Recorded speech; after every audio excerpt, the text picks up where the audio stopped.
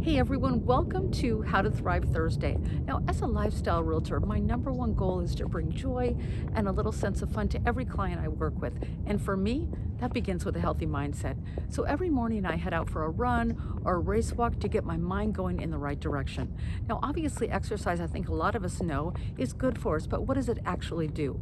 It increases blood flow and oxygen to both your brain and your body. This can elevate our mood, it can ward off depression, it also can make us feel a little bit more self-confident. So what is good for us is good for others too. Just a good way to get yourself going and really help you in your business no matter what you do.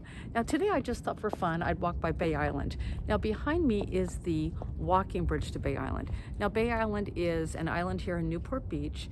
It has about 27 houses on it, but what's so unique is this footbridge is the only way to get to the island.